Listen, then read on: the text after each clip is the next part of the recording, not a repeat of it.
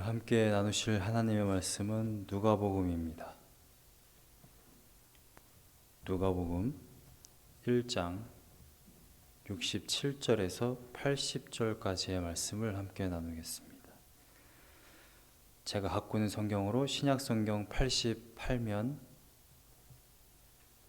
누가복음 1장 67절에서 80절까지의 말씀을 함께 나누겠습니다.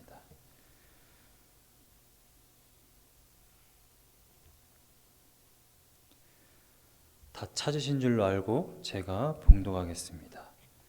그 붙인 사가랴가 성령의 충만함을 받아 예언하여 이르되 찬송하리로다 주 이스라엘의 하나님이여 그 백성을 돌보사 속량하시며 우리를 위하여 구원의 뿔을 그종 다윗의 집에 일으키셨으니 이것은 주께서 예로부터 거룩한 선지자의 입으로 말씀하신 바와 같이 우리 원수에게서와 우리를 미워하는 모든 자의 손에서 구원하시는 일이라.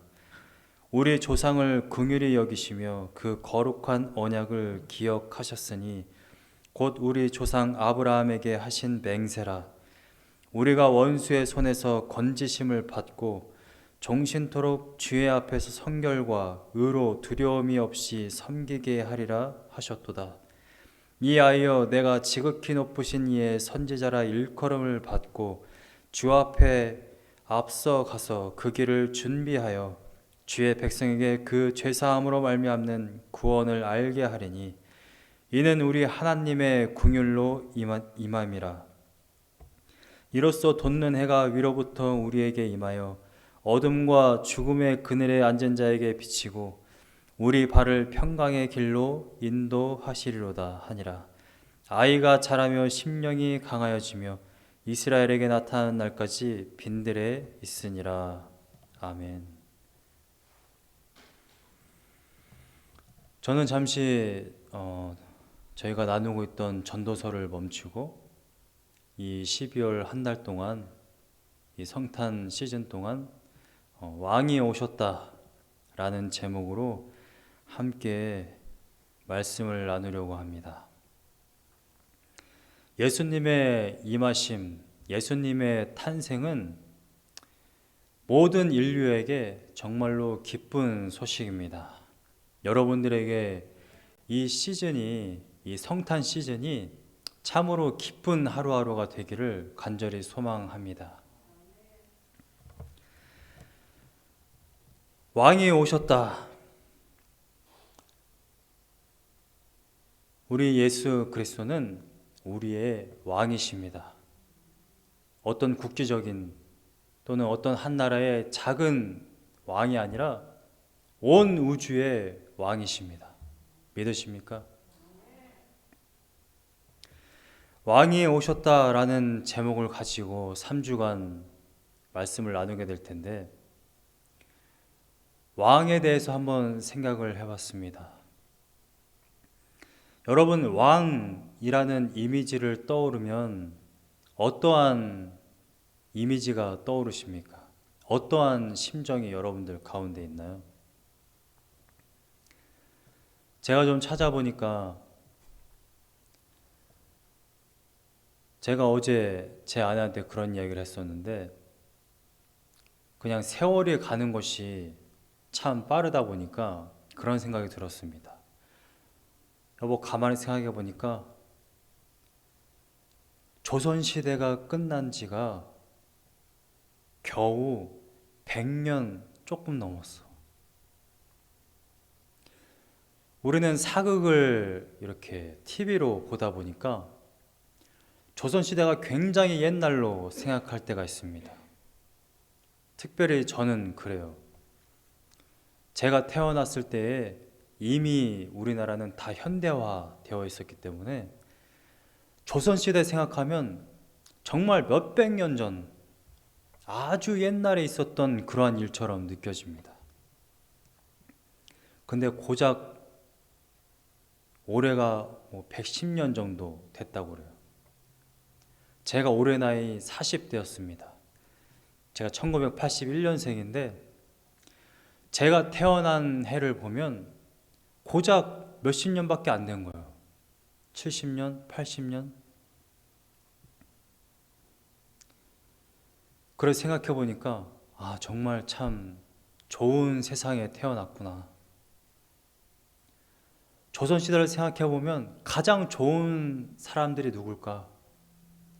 제가 생각했을 때는 왕인 것 같아요.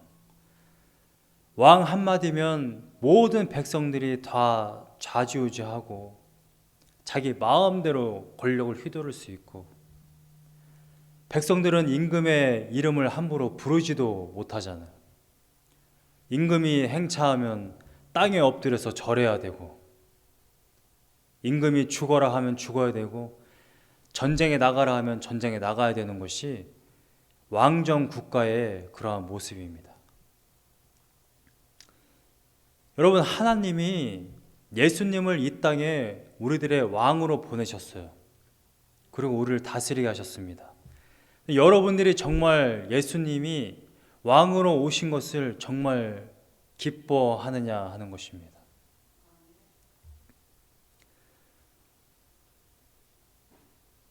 우리나라는 4.19를 거쳐서 민주주의가 형성되었습니다. 4.19가 왜 일어났습니까? 물론 부정부패 때문에 4.19가 일어났죠. 부정부패가 어떻게 가능하게 되었습니까? 그 정권이 자기 마음대로 독재를 휘두르고 자기 마음대로 행했기 때문에 그러한 일이 가능했던 것입니다. 사람들이 이제 공부를 하고 머리가 깨우쳐져서 이건 아니다, 어떤 한 사람이 독재를 하는 것은 아니다 해서 일어난 것이 바로 4.19입니다. 4.19 이후에 우리나라는 정말 어마어마하게 좋아졌어요.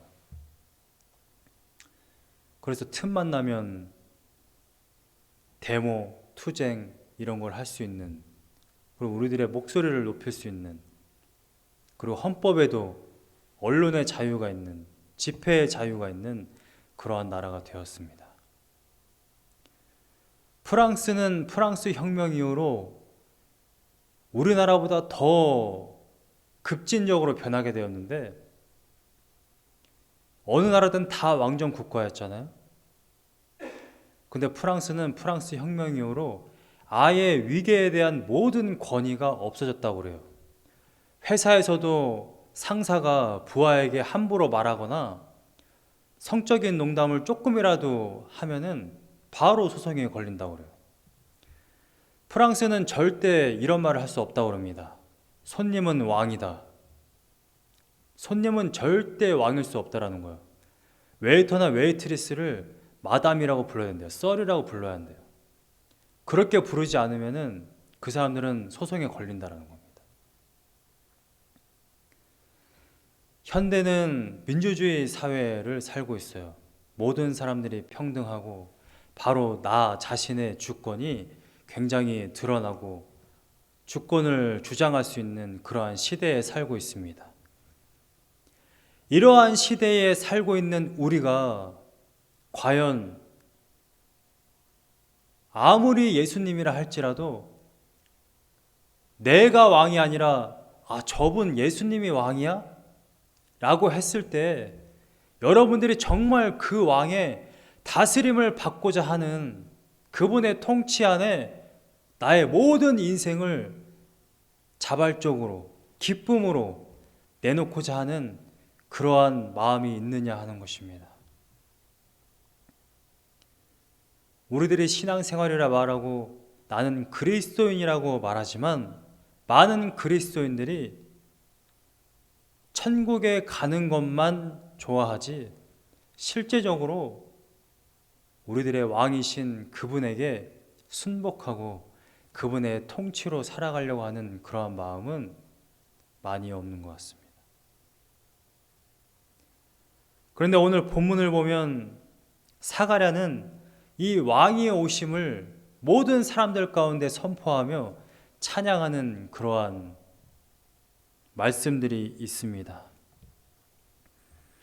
오늘 본문을 보면 67절에 사가랴가 성령의 충만함을 받아 예언하여 이르되 68절에 찬송하리로다 주 이스라엘의 하나님이여 하고 찬양하는 그러한 구절이 있습니다.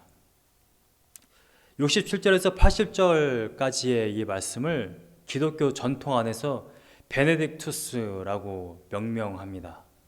이것은 찬미하다, 찬미받다, 찬송하다 라는 의미입니다. 68절에 찬송하리로다 라는 이 첫 번째 단어, 라틴어 단어를 그대로 차용한 단어입니다.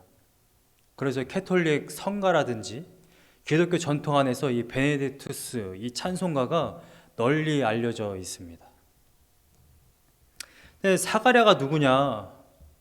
여러분 사가랴가 누군지 아십니까? 굉장히 친밀한가요?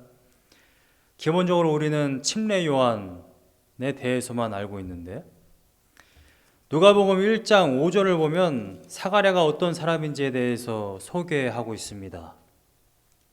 약 2장 앞으로 넘기시면 1장 5절에 유대왕 헤롯 때에 아비야 반열에 제사장 한 사람이 있었으니 이름은 사가랴요 그의 아내는 아론의 자손이니 이름은 엘리사벳이라.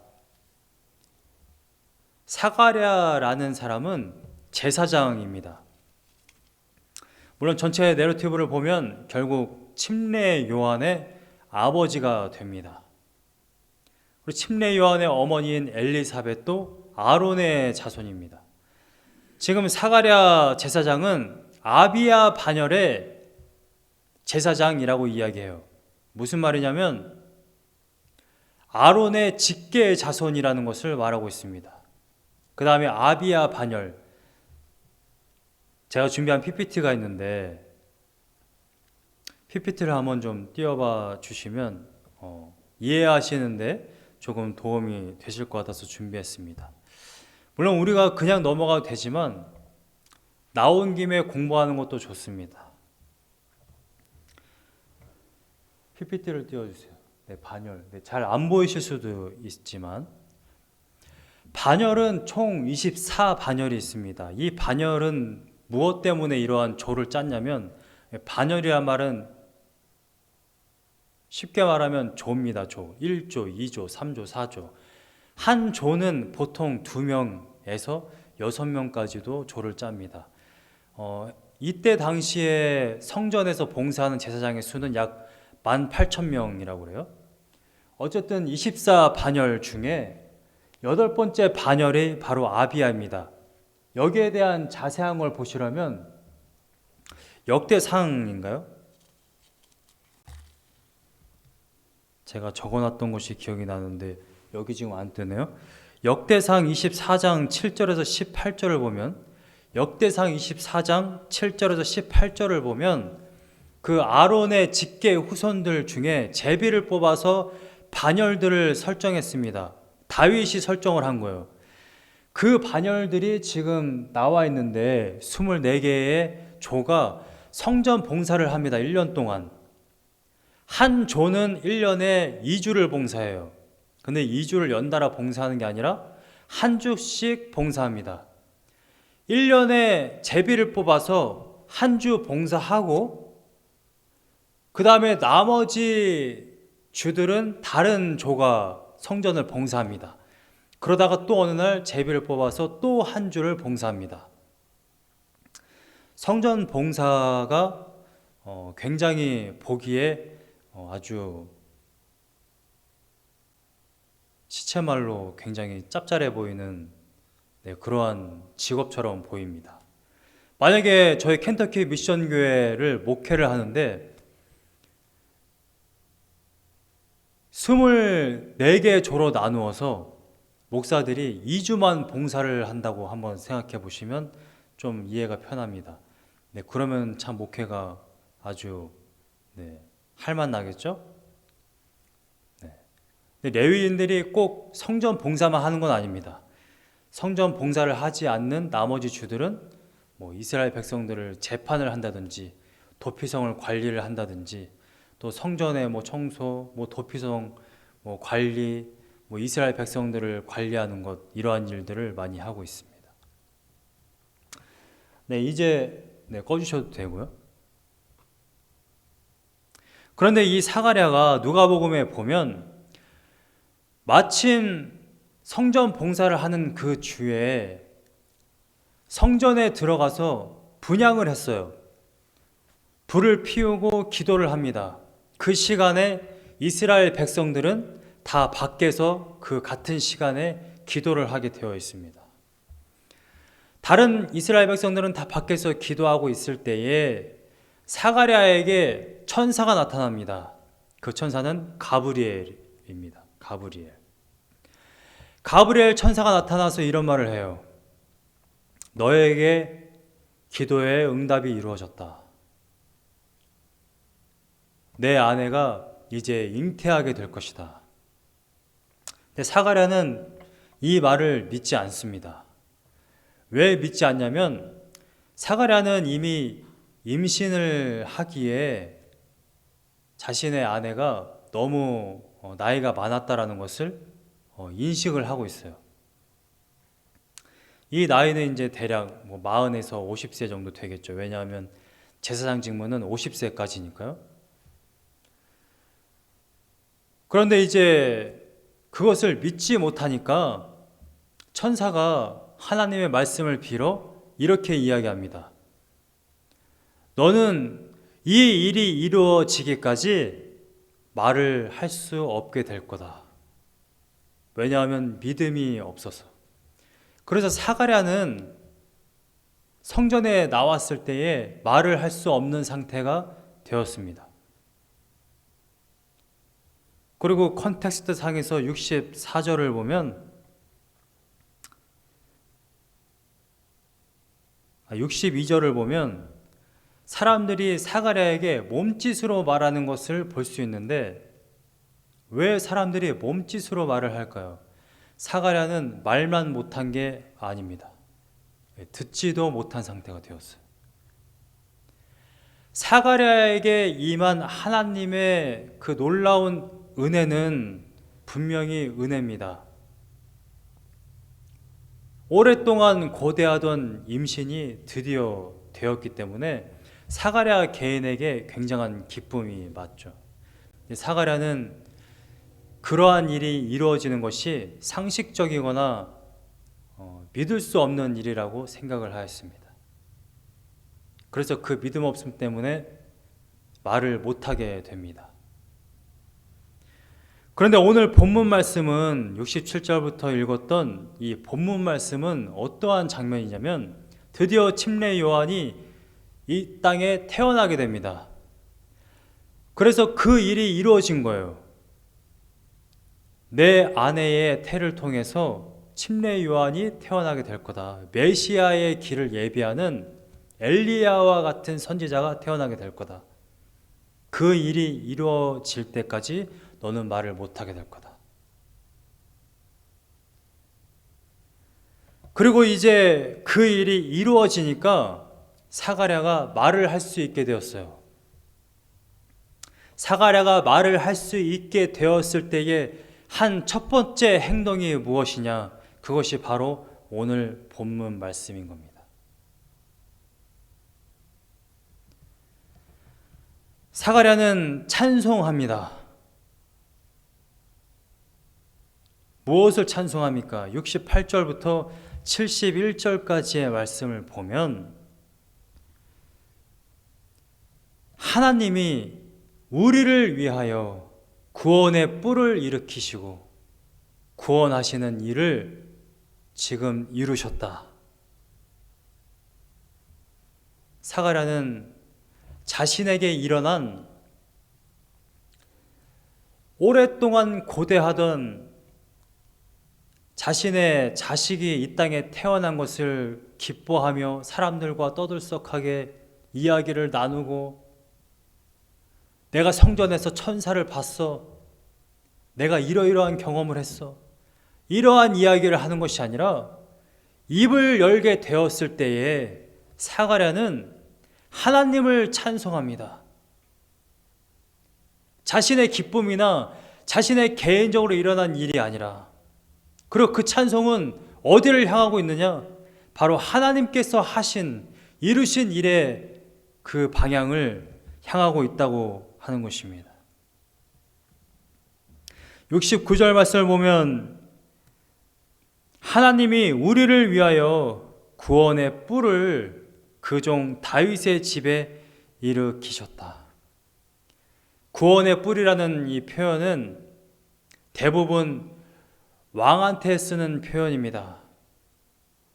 능력과 힘을 상징하는 표현이고 다윗의 왕실의 후손들에게 대부분 적용되어진 그러한 표현들이에요. 사가랴는 무슨 말을 하고 있는 것이냐? 구원의 뿔, 우리를 구원하실 왕을 우리에게 보내셨다. 일으키셨다. 그 일을 지금 행하고 계시다. 이것을 지금 표현하고 있는 것입니다. 예수님이 구약시대부터 그렇게 기다리던 메시아가 이 땅에 오신 사건은 죄와 사망으로 죽을 수밖에 없는 이들에게 그 죄와 사망, 모든 압제와 폭력으로부터 우리를 해방시킬 정말 능력 있는 그 왕이 이 땅에 태어난 것을 의미하는 것입니다. 왕이 오셨다라는 것은, 예수님이 이 땅에 오셨다라는 것은 그냥 마국간에 어떤 한 아이가 태어났어, 이러한 의미로 끝날 수 있는 것이 아니라는 것입니다. 예수님이 그냥 개인적으로 왔으면 온 걸로 그냥 끝날 수도 있어요. 그런데 그분은 왕이시라는 겁니다. 왕. 모든 것을 끊어낼 수 있는 참으로 능력 있으신 분. 그래서 사가랴는 찬송하리로다. 하나님이 일으키신 이 구원의 일을 지금 찬송하고 있는 것입니다. 사가랴는 이어서 이렇게 말합니다. 72절과 73절 말씀을 보면 하나님이 일으키신 이 구원의 일은 이미 선지자들의 입을 통해서 말씀하신 약속이다. 한글은 단수로 번역했지만 원어의 의미는 복수형으로 되어 있습니다. 선지자의 입이 아니라 선지자들의 입입니다. 모든 선지자들이 다 메시아의 오심을 예언했어요.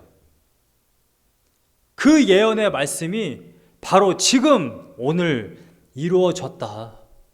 그것을 지금 사가랴가 선포하고 있는 것입니다. 이어서 72절에 우리 조상을 긍휼히 여기시며 그 거룩한 언약을 기억하셨으니, 하나님은 이미 아브라함 때부터 약속을 하셨어요. 너희들은 지금 너무나도 고통 가운데 있어. 압제 가운데 있어. 너희들은 그래서 끊임없이 죄로 달려갈 수밖에 없어. 그런데 내가 메시아를 보낼 거야. 바로 너의 후손을 통해 메시아를 보내서 이 모든 고통에서 끊어낼 것이다. 내가 너희들의 왕을 보낼 것이다.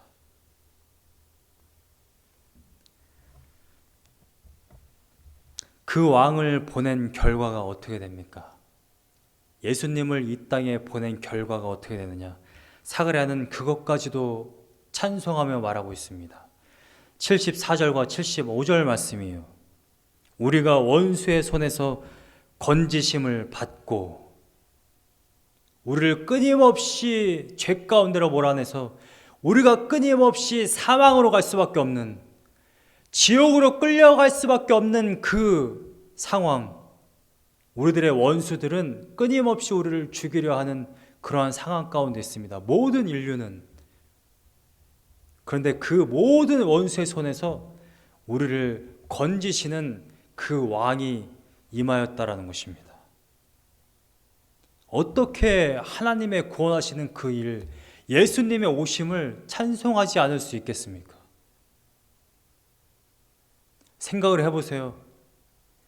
교회를 나가 차를 타고 집에 가는 길 가운데 길목길목마다 많은 사람들이 총을 들고 칼을 들고 나를 죽이려 하고 저 지옥의 구렁텅이로 끌어내리려고 하는데, 우리를 구원하시는 어떤 한 예수님이라는 분이 오셔가지고 그 모든 원수들을 다 파하고 우리를 그 구렁텅이에서 건지신다고 한번 생각해 보세요.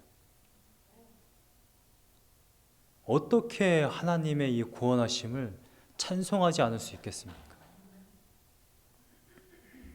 이어서 75절 말씀에 예수님의 그 오심의 결과 또 한 가지는 종신토록 주의 앞에서 성결과 의로 두려움이 없이 섬기게 하리라 하셨도다. 예수님이 오심으로 말미암아 우리는 종신토록 하나님을 섬길 수 있는 그러한 관계가 형성되었습니다. 하나님과 나 사이에 원래는 막힌 나무로 막혀있던 그 관계가 예수님이 오심으로 말미암아 이제 우리는 종신토록, 우리가 이 땅에서 살아가면서 죽을 때까지가 아니고요, 영원히 그 하나님과 관계가 맺어져서 그분을 섬길 수 있는 그러한 자격이 되었다라는 것입니다. 별로 은혜가 안 되시나요? 아니, 섬겨야 하다니, 그것도 영원토록? 너무 끔찍한데? 우리는 섬김을 받고 싶은 사람들이잖아요, 사실. 솔직하게 그렇지 않습니까? 누군가를 섬기는 것보다 섬김을 받고 싶은 사람들이잖아요.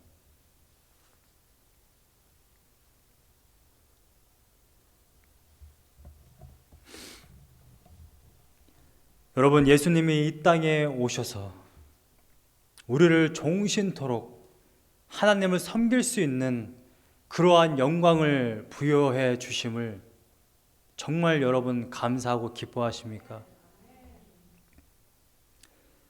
하나님을 섬긴다라는 것은 우리가 이런 의미로 받아들일 수 있습니다. 마치 한 나라의 대통령을 비서로 섬길 수 있는 그러한 것. 물론 그것과는 비교할 수 없는 것이죠. 여러분, 켄터키 시골에서 아무것도 아닌 제가 어느 날 미국 대통령이 나를 불러가지고 내 임기 동안 비서로 좀 일해 주시오, 나를 위해서 기도해 주고 나를 위해서 좀 일해 주시오 하면 제가 구두를 벗고 달려가지 않겠습니까? 대통령님을 모시게 되어 영광입니다 하지 않겠습니까? 네, 여기서 아멘 하시면 안 되죠. 네. 켄터키 미션교회를 섬기는 게 저의 영광입니다. 여러분, 제가 몇 번 말씀을 드렸습니다만 저 같은 사람이 어느 날 이은영 목사님이 전화를 해서 담임 목사로 오지 않겠느냐 제안을 하면 여러분, 이건 말이 안 되는 이야기입니다. 너무나도 말이 안 되고 너무나도 영광된 제안이기 때문에 제가 그래서 전화상으로 그런 말씀 드렸던 거예요. 저 같은 것이 깜냥도 안 되는 게 어떻게 담임 목사를 합니까? 이게 당연한 마음인 거예요. 여러분, 모든 인류 타락한 인간들, 아니 우리가 예수 그리스도의 피로 회복되었다 할지라도 우리들의 본질은 정말 벌레와도 같은 존재 아닙니까? 벌레와도 같은 존재가, 아니 차라리 벌레는 우리처럼 죄는 안 짓죠. 벌레와도 같은 존재가 오직 하나님의 은혜로 종신토록 그분을 섬길 수 있고 그분을 찬양할 수 있다면 이거는 말이 안 되는 영광을 우리가 입은 겁니다. 예수 그리스도의 오심은 지금 이 일을 하기 위해 오셨다라는 거예요. 구체적으로 78절과 79절 말씀을 보면 이러한 말씀이 있어요. 76절과 77절 말씀은 침례 요한이 그 메시아의 길을 예비하러 왔다라는 것이고, 그 메시아가 하시는 일, 그 목적, 왕이 오신 목적이 무엇이냐? 78절과 79절에 이는 우리 하나님의 긍휼로 인함이라. 이것은 침례 요한에 대한 것이죠. 이로써 돋는 해라는 것은 구약에서부터 계속해서 메시아를 가리키는 용칭입니다. 시적인 표현입니다. 돋는 해가 위로부터 우리에게 임하여, 메시아가 하늘로부터 이 땅에 우리에게 임하여 어둠과 죽음의 그늘에 앉은 자에게, 누구에게요? 어둠과 죽음의 그늘에 앉은 자에게, 돋는 해와 대조되는 어둠과 죽음의 그늘에 앉은 자, 우리들의 상태가 그렇다라는 것입니다. 예수님이 없다면 우리는 어둠 가운데 매일같이 흐느끼며 어둠 가운데 두려움에 떨며 죽음만 바라보며 그렇게 살아가는 불쌍한 인생일 수밖에 없는 것입니다. 그것이 모든 인간들이 처해진 운명이에요. 이것을 벗어날 길이 없습니다. 그런데 그 벗어날 수 없는 그 어둡고 죽음의 그늘에 앉은 자에게 메시아가 돋는 해처럼 임하여서 빛을 비춘다. 메시아가 오셔서 하시는 일이 무엇이냐? 빛을 비추고 있다라는 것입니다. 어둠과 죽음의 그늘에 앉은 자에게 빛이 비친다라는 이 표현은 사람들에게 복음을 가르치고 그들을 섬긴다라는 의미입니다. 75절 말씀에 하나님을 우리가 종신토록 섬기게 하리라 하셨도다라는 이 찬송을 한 사가랴는 메시아가 이 땅에 오셔서 우리를 섬긴다, 빛을 비춰서. 여러분, 이 이미지를 한번 그려보세요. 여기에 불이 다 꺼져 있습니다. 정말 어두워요. 어두운 곳에 저 구석에 제가 앉아 있는데 그 어둠은 죽음과 함께 있어요. 저 구석에 앉아서 죽음 때문에 벌벌 떨고 어둠 가운데 공포에 막 떨고 있어요. 그런데 예수님이 빛을, 그 어두운 구석 가운데 앉아있는 저에게 빛을 비춘다라는 것은 어떤 이미지가 그려지십니까? 어둠이 물러가고요, 공포가 물러가고요, 추위가 물러가고 따뜻함이 임하고. 예수님이 오시는 것은 우리를 그렇게 섬기는 모습을 보여주고 있는 것입니다. 마태복음 20장 28절, 인자가 온 것은 섬김을 받으려 함이 아니라 도리어 섬기려 하고 자신의 목숨을 대속물로 주려 함이라. 여러분, 왕이 오셨습니다. 그런데 우리가 생각한 모든 역사 가운데 우리가 경험한 그 왕들은 예수님 같은 왕이 아니었어요. 우리들의 모든 피와 등골을 짜내서 자신들을 섬겨라, 먹을 것이 없어도 쌀과 돈을 내놔라, 그게 모든 인류 가운데 인간들이 한, 왕들이 한 짓이에요. 솔로몬도 그런 짓을 했어요. 백성들의 고름을 짜내서 자신의 왕궁을 지은 사람입니다. 그런데 예수, 우리 왕은 그런 왕이 아니에요. 그 왕을 생각하시면 안 됩니다. 예수님이 직접 말씀하세요. 내가 온 것은 섬김을 받으려 함이 아니다. 너희들을 섬기려고 온 거다. 어둠과 죽음의 그늘에 앉아 있는가? 이제 안심해라. 내가 빛을 비춘다.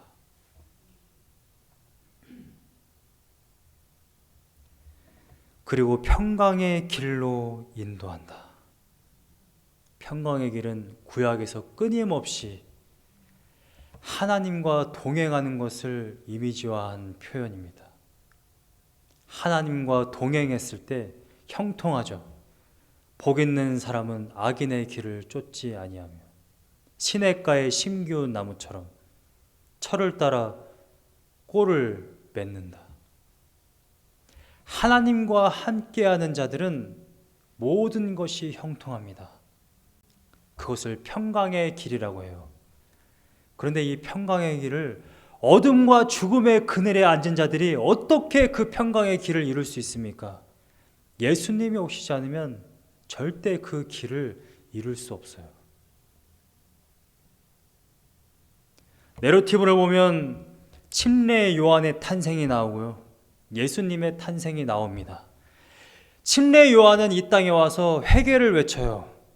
하나님께로 돌아오시오.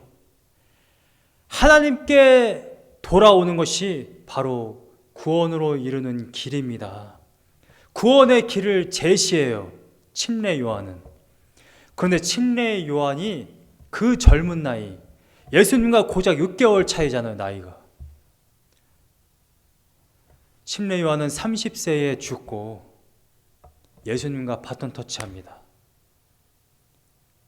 침례 요한은 구원의 길을 제시할 뿐이에요. 정말 구원을 이룰 수는 없어요. 그런데 예수님은 구원을 이루시는 분입니다. 아무리 제가 이곳에서 강단에서 회개하십시오, 하나님께 가십시오, 그래야 구원을 얻습니다, 아무리 외쳐봐야 저는 그 구원을 이루어 줄 수는 없어요. 그런데 예수님은 여러분들을 구원으로 인도하십니다. 예수님이 왕으로 오셨다라는 것은 바로 그것을 의미하는 것입니다. 여러분, 성탄 시즌입니다. 많은 세상 사람들이 성탄 시즌이 됐다고 연인들과 이 크리스마스 시즌에 우리가 뭘 할까? 여행을 갈까? 재밌는 영화를 볼까? 많은 사람들이 가족 모임을 갖고, 연말 모임을 갖고, 길거리에는 캐롤송이 쏟아지고, 우리는 뭔가 흥분된 마음을 가지고 뭔가 성탄 시즌이 되면 뭔가 즐거운 일이 일어날 것 같고, 이러한 문화 속에 그리스도인들도 끌려가서 그저 연말 분위기와 가족 모임, 그런 것에만 더 신경을 많이 쓰는 것 같습니다. 여러분, 12월이 됐어요. 코로나 없이, 코로나 안 걸리고 한 해를 잘 보냈어. 성탄 시즌이 됐어. 쇼핑 세일 많이 하겠지? 분위기가, 저 집이 막 트리 장식을 예쁘게 했네. 진정한 성탄절의 의미와 예수님의 오심에 대해서는 전혀 무감각하고 전혀 마음이 기쁘지 않고 거기에 대해서는 전혀 생각을 하지 않고 세상 사람들과 똑같이 그러한 문화에 젖어서 트리 장식, 연말 분위기, 모임, 연인과의 만남, 그런 것만 생각하는 그러한 시즌이 아니기를 원해요. 나의 기쁨이 개인적인 어떠한 흥분과 축배를 드는 그러한 것이 중요한 게 아니라는 것입니다. 그리스도인에게는 그것은 너무나도 작은 기쁨이에요. 너무나도 하찮은 것입니다. 예수님의 오심은 온 인류를 구원하기 위해서 온, 너무나도 정말 말로 형언할 수 없는 기쁜 소식이잖아요. 사가랴 선지자는 입이 열린 후에 하나님을 찬양합니다. 물론 성령의 충만함을 받았다. 성령의 충만함을 받았기 때문에 이러한 찬송을 하게 되었다라는 것을 분명하게 누가는 보여주고 있지만, 여러분, 저 같으면 사가랴처럼 했을까라는 생각을 한번 해봅니다. 나이가 이제 더 이상 아이를 가질 수 없는 나이가 되었어요. 그런데 어느 날 성전에서 천사가 와서 너에게 아이가 태어날 거야. 그리고 실제로 아이가 태어났어요. 그것을 1년간 꾹꾹 참고 있다가, 10개월간 꾹꾹 참고 있다가 드디어 입을 열게 됐을 때, 과연 나에게 그런 일이 일어났을 때 과연 사가랴와 같은 행동을 할까? 10개월을 참았는데 저라면 아마 이렇게 했을 것 같아요. 짐작컨대 만나는 사람들마다 나는 이미 10개월 전에 천사를 통해 우리 가정에 이런 일이 일어날 것을 알고 있었잖아. 너희도 천사 본 적 있니? 그리고 이 나이에 세상에 아이를 갖게 됐잖아. 아마 밤새 떠들 수 있을 것 같아요. 만나는 사람들마다. 사가랴는 자신에게 일어난, 물론 하나님의 놀라운 일이지만 자신에게 일어난 기쁜 일을 지금 입을 열자마자 떼고 있지 않아요. 사가랴는 하나님이 하시는 일, 옛날부터 많은 선지자들이 그렇게 이야기했던 그 약속, 메시아의 오심, 구원하시는 그 일이 드디어 일어나게 됐다고 지금 하나님을 찬송하고 있습니다. 저는 여러분들이 이 성탄 시즌 동안 물론 개인적으로 기쁜 일들이 있고 또 코로나에 안 걸리고 한 해를 잘 보냈고 모든 감사한 일과 기쁜 일들, 모임과 또 즐거운 어떻게 보면 쇼핑도 있겠지만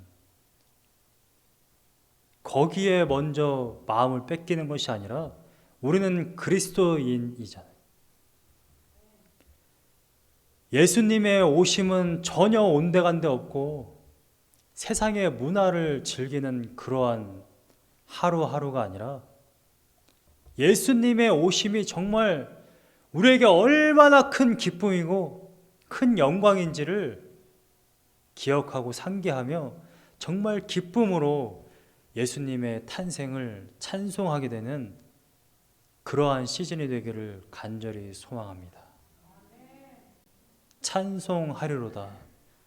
돋는 해가 위로부터 우리에게 임하여 어둠과 죽음의 그늘에 앉은 자에게 비치고 우리 발을 평강의 길로 인도하시리로다. 사가랴의 이 고백이 여러분들 모두의 고백이 되기를 간절히 소망합니다. 우리 아까 부른 찬양 예수 우리 왕이여 찬양하고 말씀 붙들고 기도하겠습니다. 제가 찾아보니까 이 아름다운 곡이 새 찬송가에 들어갔더라고요. 이제 새 찬송가 38장에도 들어가게 됩니다. 기존의 가사 그대로 예수 우리 왕이여 이곳에 오소서 보좌로 주여 임하사 찬양을 받아주시고 우리를 다스려 주옵소서. 우리들의 마음의 고백을 담아 찬양하기 원합니다. 예수 우리 왕이여 예수 우리 왕이여 이곳에 오소서 보좌로 주여 임하사 찬양을 받아 주소서. 주님을 찬양하오니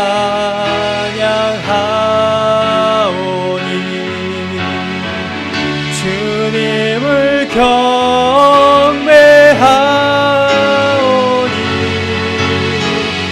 왕이신 예수여 오셔서 좌정하사 다스리소서.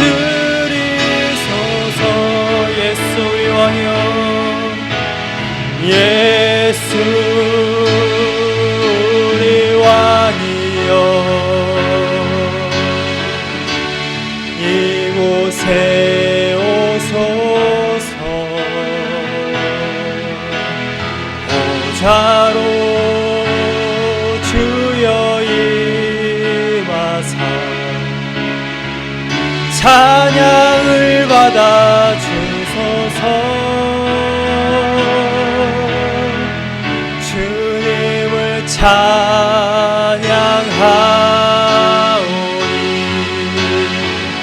주님을 경배하오니 왕이신 예수여 오셔서 좌정하사 다스리소서. 우리 이 시간에 기도할 때에 잠시 우리 각자의 마음을 한번 생각해 봤으면 좋겠습니다. 매해마다 돌아오는 그냥 성탄절이라고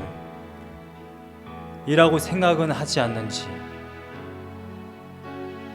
그냥 라디오와 길거리에서 캐롤송이 쏟아지니까 아 그래 또 크리스마스가 왔나 보다 그렇게 생각을 하진 않는지, 연말 모임과 개인적인 기쁨,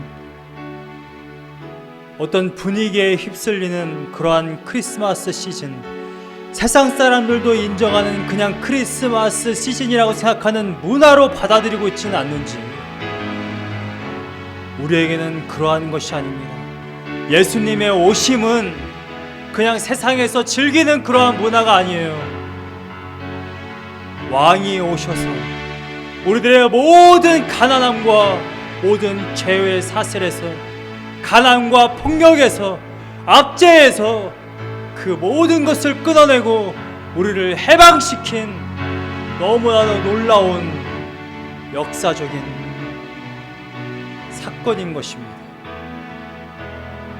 우리 마음 가운데 크리스마스 시즌을 그냥 세상의 문화로 받아들인 것이 있다고 한다면 이 시간에 회개하기 원합니다.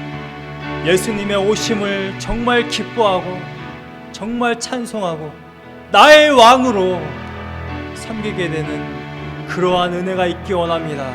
이 시간에 기도할 때에 주님 왕으로 오셔서 우리들의 모든 죄의 사슬을 끊어내시고 하나님을 찬양하며 왕이신 그분의 다스림 속에 살아가게 되는 그러한 은혜가 있게 하여 주시옵소서.